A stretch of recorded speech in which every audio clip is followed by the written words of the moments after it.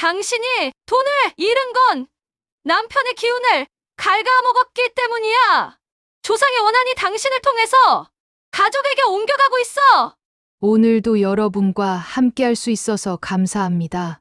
오늘 들려드릴 이야기는 정말 말하기 어려운 이야기입니다. 어떻게 하나의 가정이 종교라는 이름으로 포장된 악마적 조직에 의해 파괴되어 갔는지, 어떻게 가족을 되찾았는지에 대한 이야기입니다. 혹시 지금 이 순간에도 누군가의 달콤한 말에 흔들리고 있거나 가족 중 누군가가 이상한 곳에 빠져 있어서 고민하고 계신 분이 계시다면 오늘 이야기가 작은 도움이 될 수 있기를 바랍니다. 그럼 이야기를 시작하겠습니다. 제 이름은 한은옥입니다. 올해로 66살, 전북 군산 외곽의 오래된 한옥에서 남편과 함께 살고 있습니다. 마당 한가운데 서 있는 감나무, 사계절이 선명하게 바뀌는 장독대. 저는 평생 아이들을 가르치며 살아왔고, 이제는 손끝으로 책장을 넘기며 조용한 노년을 보내리라 생각했습니다. 그런데 그 평온한 일상에 작은 균열이 일기 시작한 건 바로 2년 전 가을이었습니다. 사업을 연달아 실패한 아들 서준이가 며느리 미진이와 함께 집으로 들어오겠다고 했던 그날부터요. 미진이는 한때 요가 강사였습니다. 늘 곱고 바른 몸가짐에 나긋한 말투. 저는 그 아이를 마음속으로 딸처럼 생각했어요. 어머님, 저희가 짐이 될까봐 걱정돼요. 무슨 소리야, 가족끼리. 무슨 짐이니, 어서 들어와서 마음 편히 지내거라. 그렇게 함께 살기 시작했는데 일주일쯤 지났을까요? 뭔가 이상한 변화들이 하나둘씩 눈에 띄기 시작했습니다. 현관문에 붙어있는 낯선 문양의 스티커들, 부엌 찬장 안에 정화수라고 적힌 병들, 욕실에는 오늘은 침묵과 금욕의 날이라는 작은 쪽지까지. 미진아, 이게 뭐니? 아, 그건 제가 요즘 다니는 명상 모임에서 주신 거예요. 그 아이는 칼 대신 나무젓가락으로 채소를 찢어 먹기 시작했고, 밥 대신 풀잎을 씹으며 말했어요. 해임 명상 공동체라고 들어보셨어요? 거기서 제 영혼이 깨어나고 있어요. 그때 미진이의 눈동자를 본 순간 저는 등골이 서늘해지는 것을 느꼈습니다. 기이하게 반짝이는 빛. 낯설고 무서운 빛이 어려 있었거든요. 처음에는 요즘 젊은 사람들이 다 그런가 보다 싶었습니다. 하지만 시간이 갈수록 이상한 일들이 계속 벌어졌어요. 미진이는 새벽 4시에 일어나 이상한 주문을 중얼거렸고 저녁마다 향을 피우며 무릎을 꿇고 절을 했습니다.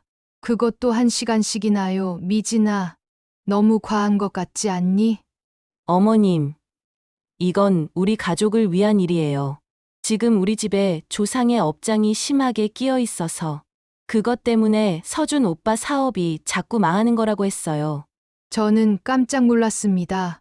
우리 가족 사업 실패를 무슨 조상 탓으로 돌리다니요.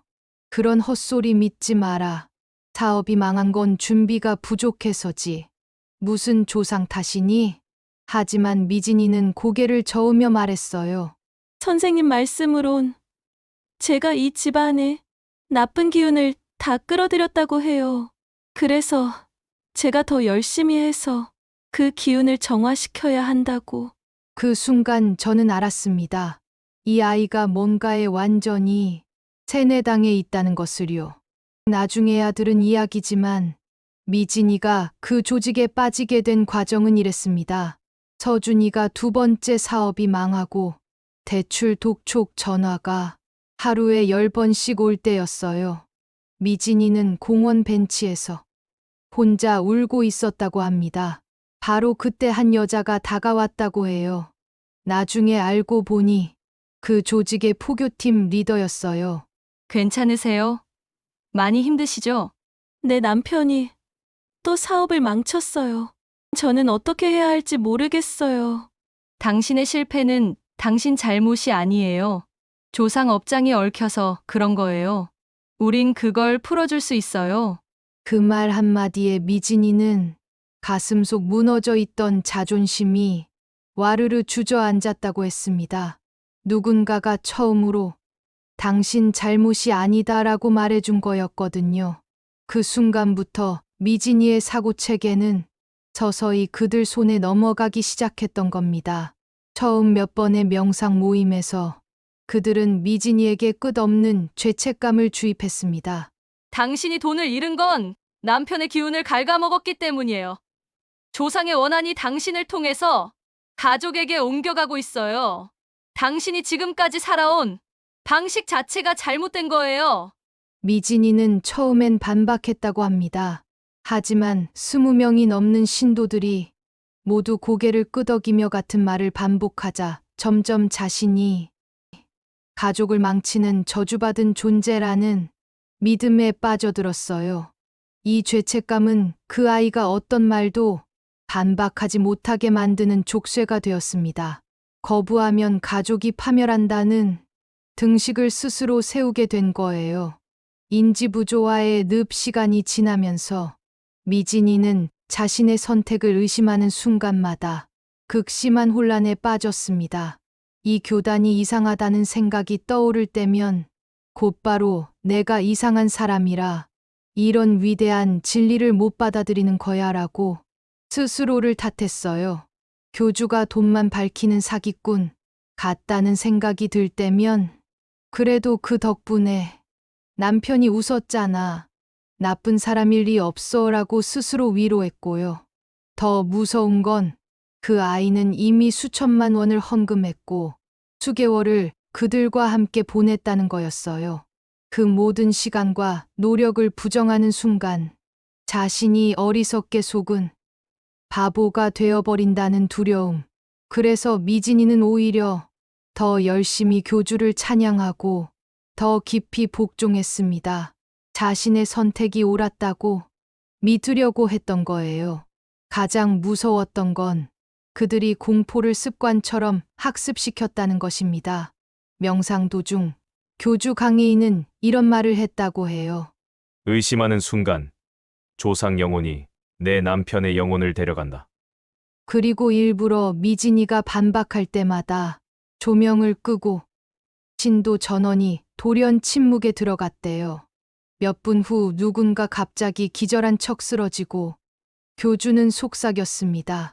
저 아이도 처음엔 의심했었지요. 그런 일이 반복되면서 미진이의 뇌는 의심은 죽음이라는 공포 회로를 학습했어요. 그래서 그 아이는 한밤중에도 교주 강혜인의 전화를 받지 않으면 벌벌 떨었고 제가 조금이라도 반대하면 어머님, 그 말 다시는 하지 마세요. 죽을 수 있어요. 이렇게 울부짖었던 거예요. 미진이는 이제 논리로 설득될 수 있는 상태가 아니었습니다.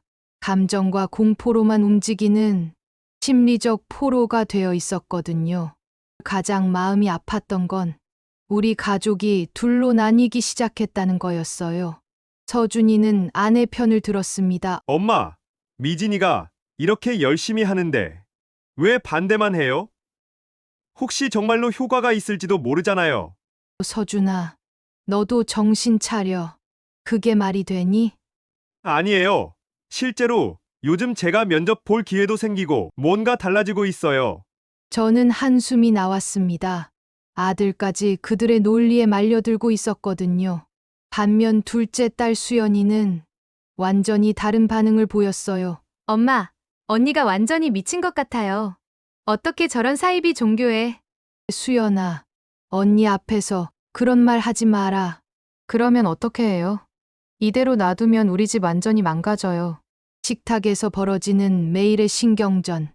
미진이는 식사 전에 긴 기도를 드리고 수연이는 그걸 보며 눈을 흘겼어요. 서준이는 중간에서 어쩔 줄 모르고 저와 남편은 그저 바라볼 수밖에 없었습니다. 한 달쯤 지났을 때 미진이가 처음으로 돈 이야기를 꺼냈어요. 어머님 혹시 헌금을 좀 도와주실 수 있을까요? 헌금? 얼마나? 이번 달에 500만 원 정도요. 저는 깜짝 놀랐습니다. 500만 원이라니요. 미진아, 어디에 쓸 돈이니? 정화의식 비용이에요. 우리 집 업장을 풀려면 반드시 해야 한다고 안 하면 서준 오빠가 위험하다고. 그 아이 목소리에는 간절함과 두려움이 뒤섞여 있었어요. 저는 단호하게 말했습니다. 안 돼. 그런데 줄 돈 없어. 어머님 제발요, 정말 마지막이에요. 하지만 그게 마지막이 아니었어요.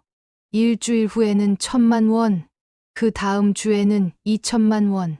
점점 더 큰 금액을 요구했습니다. 이번엔 무슨 돈이니? 대정화의식이에요. 이걸 안 하면 우리 가족 모두가.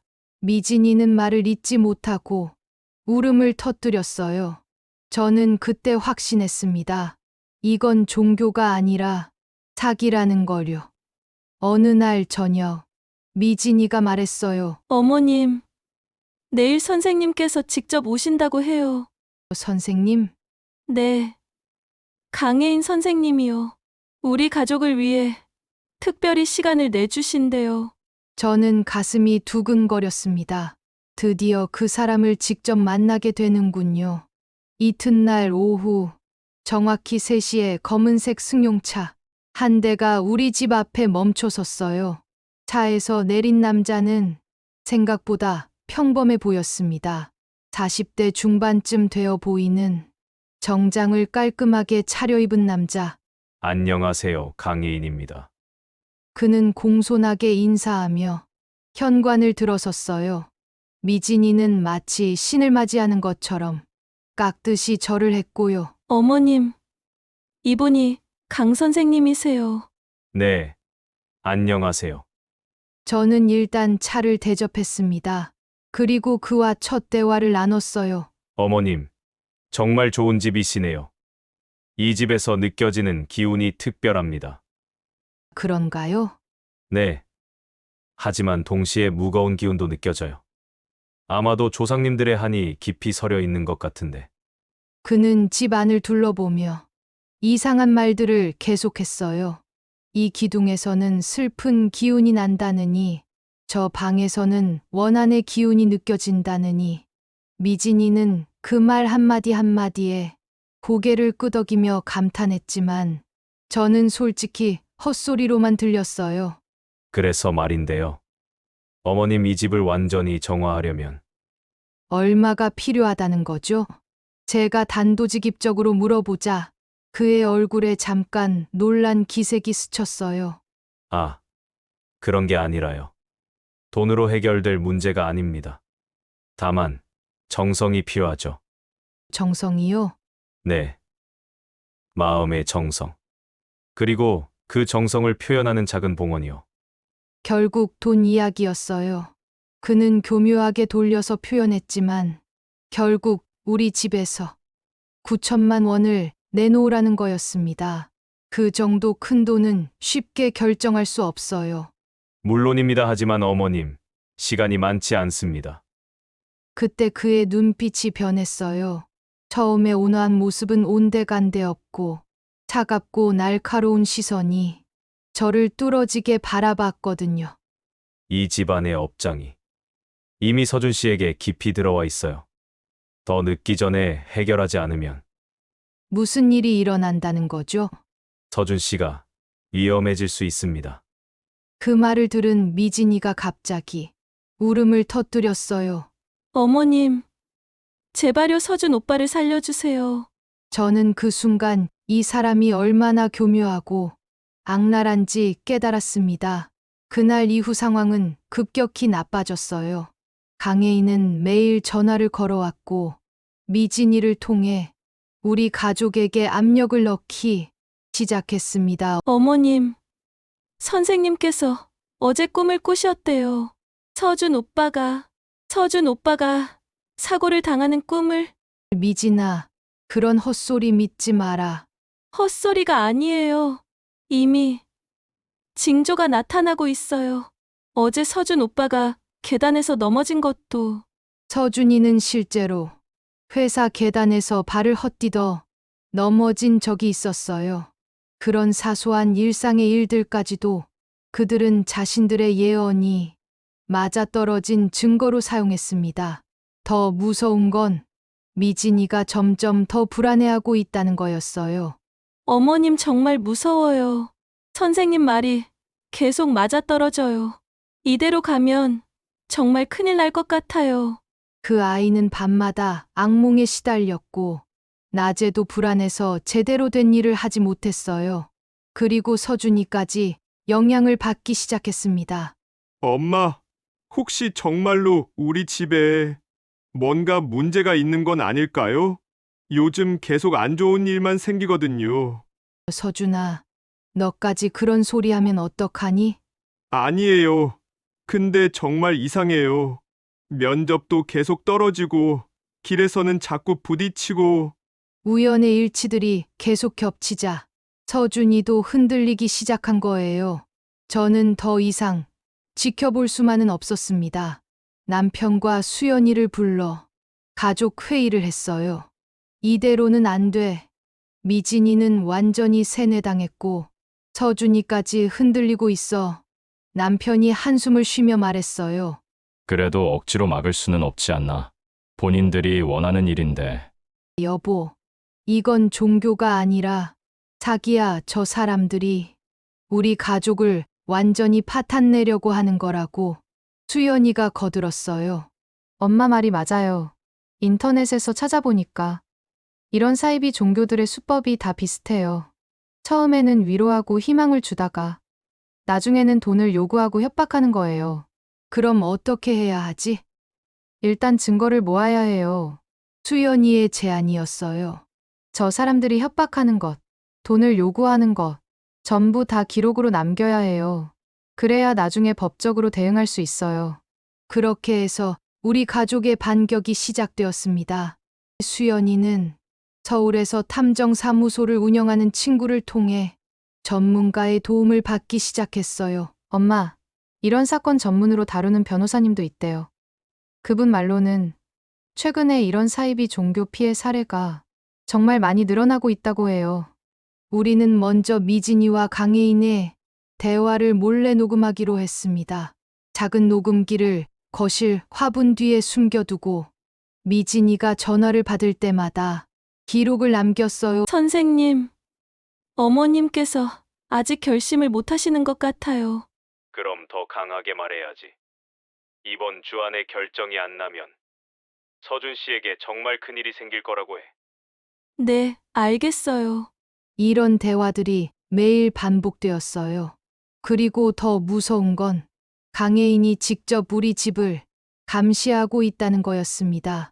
어느 날 밤, 창문 너머로 누군가 우리 집을 지켜보고 있는 게 보였어요. 여보, 저기 봐. 어머, 정말이네. 그들은 우리 가족의 일상을 모두 파악하고 있었습니다. 언제 나가고, 언제 들어오는지, 누구와 만나는지, 마치 우리가 그들의 감시 속에서 살고 있는 것 같았어요. 마지막 통첩 한 달쯤 지났을 때 강혜인이 마지막 통첩을 보냈습니다. 이번이 마지막 기회입니다. 어머님께서 이번 주 안에 결정하지 않으시면 저희도 더 이상 도와드릴 수 없어요. 미진이는 그 말을 듣고 완전히 패닉 상태가 되었어요. 어머님, 제발요. 정말 마지막이에요. 선생님께서 더 이상 기다려주실 수 없다고. 미진아, 싫어요. 전 서준 오빠가 죽는 걸 볼 수 없어요. 어머님, 제발 도와주세요. 그 아이는 무릎을 꿇고 저에게 매달렸어요. 눈물을 펑펑 흘리며 그 모습을 보니 정말 마음이 찢어질 것 같았습니다. 이 착한 아이를 이 지경까지 만든 그 악마 같은 인간들이 너무 미웠어요. 하지만 저는 더 이상 물러설 수 없었습니다. 미진아, 엄마가 도와줄게. 조금만 기다려. 정말요? 정말 도와주실 거예요? 그래. 하지만 엄마 방식대로 해야 해. 저는 그날 밤 수연이에게 전화를 걸었어요. 수연아, 이제 끝장을 내자. 더 이상은 못 보겠다. 함정 파기 계획은 간단했습니다. 강혜인을 우리 집으로 불러들여서 그가 협박과 공갈을 하는 모습을 생생히 녹화하는 거였어요. 미진아, 선생님께 말해. 어머니가 결심했다고. 이번 주말에 집에서 정식으로 봉헌식을 하고 싶다고. 정말요? 어머님 정말 감사해요. 미진이는 너무 기뻐했어요. 그 모습을 보니 정말 안타까웠습니다. 주말, 해가 저무는 시각에 강혜인이 포교팀 3명과 함께 우리 집 대문을 열고 들어왔습니다. 미진이는 화장까지 진하게 하고 그들을 맞이했어요. 마치 신성한 의식을 치르는 것처럼요.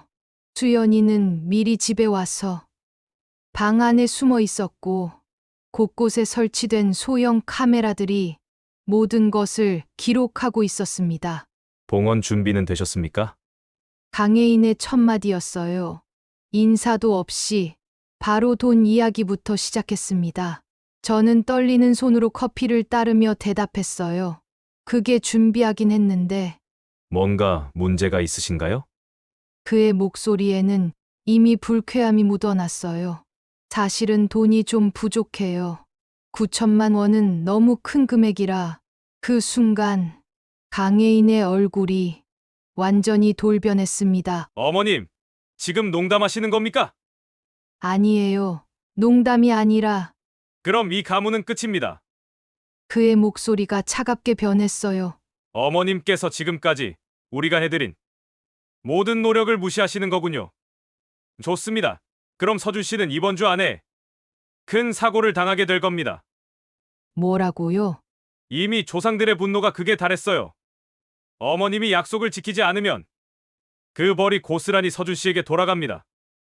포교 팀원들도 거들기 시작했어요. 맞아요. 우리가 지금까지 본 케이스 중에서 이 정도로 업장이 심한 경우는 없었어요. 봉헌을 안 하시면 정말 큰일 나요. 미진이는 그 말을 듣고 바닥에 무릎을 꿇으며 울부짖었습니다. 어머님, 제발요. 서준 오빠를 살려주세요. 바로 그때였습니다. 수연이가 안방 문을 열고 나왔어요. 모두 녹화됐습니다. 협박, 사기, 강요, 불법 갈취 증거 완벽해요. 그리고 현관문이 열리며 경찰과 탐정이 들이닥쳤습니다. 경찰입니다. 아무도 움직이지 마세요. 강혜인은 처음에는 침착하게 웃으며 말했어요. 이게 무슨 해프닝입니까? 우리는 단순히 종교 활동을. 닥치세요. 모든 대화가 녹음되었고 협박 장면도 전부 촬영되었습니다. 탐정이 태블릿을 들어 보이자 강혜인의 얼굴이 하얗게 질렸어요. 이건 불법 촬영 아닙니까? 자신의 집에서 일어나는 일을 촬영하는 게 불법이라고요? 오히려 당신들이 한 일이 불법입니다. 경찰이 수갑을 채우기 시작했어요. 미진이는 그 모습을 보며 비명처럼 울부짖었습니다. 아니에요. 저는 가족을 위한 거였어요. 미진아, 서준이가 아내에게 다가가려 했지만 미진이는 손을 뿌리치며 소리쳤어요. 당신들이 뭘 안다고? 선생님은 우리를 구원해 주려고? 구원이라고? 너희들이 우리 가족을 파탄내려고 했잖아! 서준이도 드디어 정신을 차린 듯했어요. 미진아, 넌 가족을 팔았어! 우리를 배신했다고! 그 말에 미진이는 주저앉으며 목 놓아 울기 시작했습니다. 강혜인과 포교팀원들은 모두 현장에서 체포되었어요. 그날 밤 경찰서에서 돌아온 후 우리 가족은 오랫동안 말이 없었습니다. 미진이는 자신의 방에 들어가서 문을 잠그고 나오지 않았어요. 서준이는 거실 소파에 앉아서 머리를 감싸 쥐고 있었습니다. 엄마, 저는 정말 바보였어요. 서준아, 미진이를 믿었어요. 그리고 조금이나마 희망을 가지고 싶었던 것 같아요.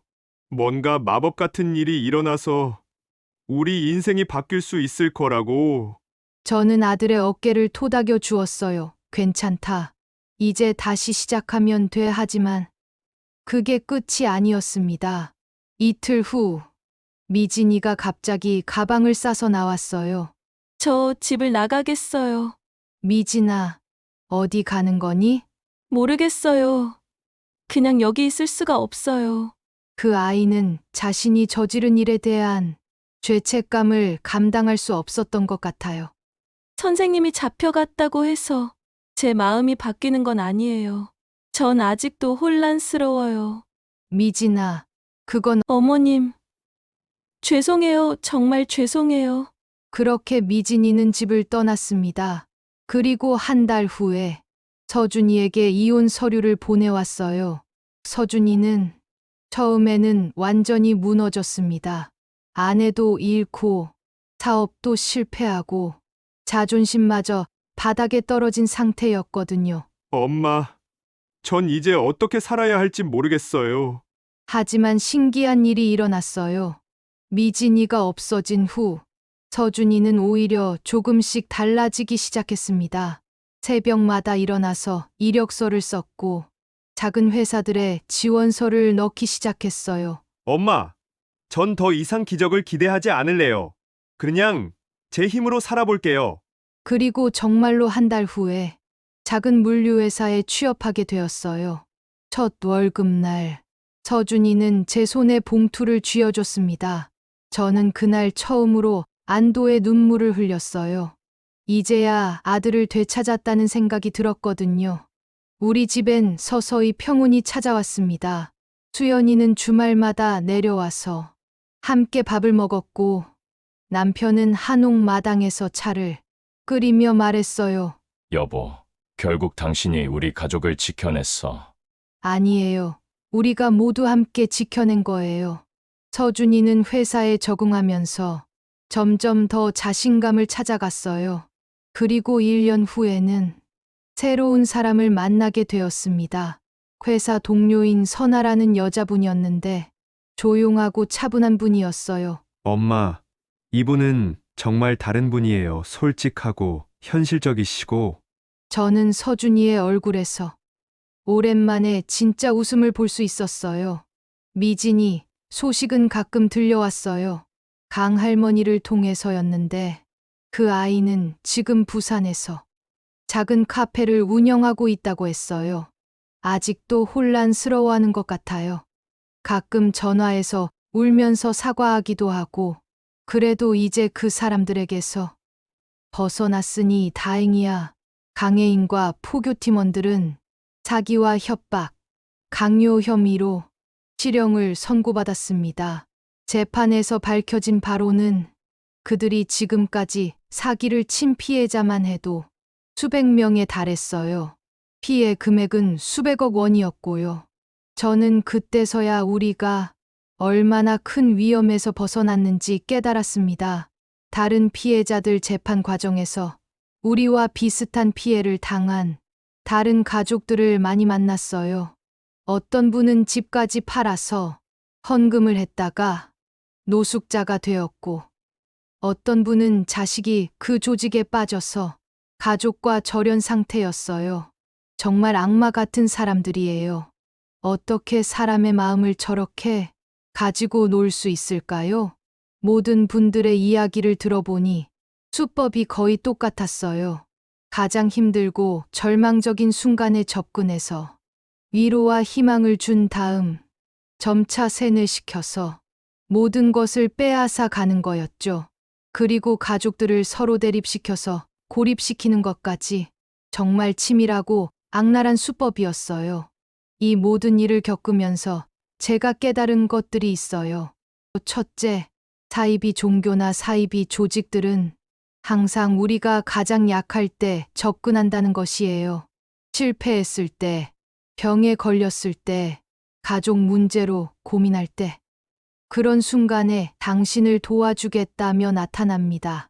둘째, 그들은 절대 처음부터 큰 것을 요구하지 않아요. 작은 것부터 시작해서 점점 더 큰 것을 요구하죠. 그리고 한번 발을 들이면 빠져나오기가 정말 어려워집니다. 셋째, 가족의 소중함이에요. 아무리 어려운 상황이어도 가족이 서로를 지켜주고 포기하지 않는다면 어떤 어려움이든 극복할 수 있다는 것을요. 서준이는 이제 과장으로 승진해서 안정된 생활을 하고 있고 수연이도 결혼해서 행복하게 살고 있어요. 남편과 저는 여전히 이 오래된 한옥에서 조용히 살아가고 있습니다. 가끔 떠오르는 생각들, 가끔 마당에 앉아 가족들의 웃음소리를 들으며 생각해요. 만약 그때 제가 포기했다면 어땠을까? 만약 미진이 말에 굴복해서 돈을 줬다면? 만약 수연이가 도와주지 않았다면? 그랬다면 우리 가족은 완전히 파괴되었을 거예요. 그리고 지금 이 평온한 일상도 존재하지 않았을 테죠. 그때 그 떨리던 제 손이 떠오르곤 해요. 하지만 이제는 두렵지 않아요. 우린 끝내 서로를 지켜냈으니까요. 비슷한 고민을 하시는 분들께 혹시 지금 이 이야기를 듣고 계신 분 중에서 비슷한 상황에 계신 분이 있다면 말씀드리고 싶어요. 절대 혼자 끙끙 앓지 마세요. 주변에 도움을 요청하세요. 가족이든 친구든 전문가든 그리고 무엇보다 포기하지 마세요. 아무리 세뇌당한 것 같아도 사람의 마음 깊은 곳에는 진실을 알아보는 능력이 남아 있어요. 시간이 걸릴 수도 있지만 결국에는 진실이 이기게 되어 있습니다. 저희 가족처럼요. 가끔 미진이 생각이 나요. 그 아이도 결국은 피해자였다고 생각해요. 악한 사람들에게 이용당했던 거죠. 지금은 그 아이가 진짜 행복을 찾았으면 좋겠어요. 더 이상 누구에게 속지 말고 자신의 진짜 마음을 찾았으면 언젠가는 다시 만날 날이 있을지도 모르겠어요. 그때는 서로 웃으면서 인사할 수 있었으면 좋겠습니다. 세상에는 정말 많은 유혹들이 있어요. 쉬운 길, 빠른 해답, 기적 같은 해결책. 하지만 진짜 중요한 건 그런 게 아니라고 생각해요. 가족과 함께 땀 흘리며 살아가는 평범한 일상, 서로를 믿고 지켜주고 사랑하는 마음. 그게 진짜 기적이고 행복이라고 생각해요. 어떤 어려움이 와도 가족이 함께라면 이겨낼 수 있어요. 저희가 그걸 증명했거든요. 지금 저는 정말 마음속으로부터 평화를 찾았어요. 오늘 아침에도 마당에서 차를 마시며 남편과 이야기했거든요. 여보, 우리 정말 힘든 시간을 보냈네. 그래도 잘 이겨냈잖아. 맞아. 그리고 더 단단해진 것 같아. 창문 너머로 들려오는 가족들의 웃음소리를 들으며 저는 확신했어요. 우리가 지켜낸 이 평범한 일상이 세상에서 가장 소중한 거라는 것을요. 그 어떤 기적보다도 더 값진 거라는 것을요. 긴 이야기를 끝까지 들어주셔서 정말 감사합니다. 혹시 지금 이 순간에도 어딘가에서 저희와 비슷한 고통을 겪고 계신 분이 있다면 포기하지 마시기 바랍니다. 여러분은 혼자가 아니에요. 그리고 진실은 반드시 이기게 되어 있어요. 오늘 제 이야기가 누군가에게 작은 용기가 될 수 있었다면 그것만으로도 충분히 의미 있는 일이라고 생각합니다. 구독과 좋아요로 마음을 나눠주세요. 그 작은 응원 하나하나가 또 다른 누군가의 발걸음을 지켜줄지도 모르니까요. 여러분 모두 진짜 행복을 찾으시길 바랍니다. 가족과 함께하는 평범하지만 소중한 그런 행복을요. 그럼 다음 이야기에서 다시 만나 뵙겠습니다. 안녕히 계세요.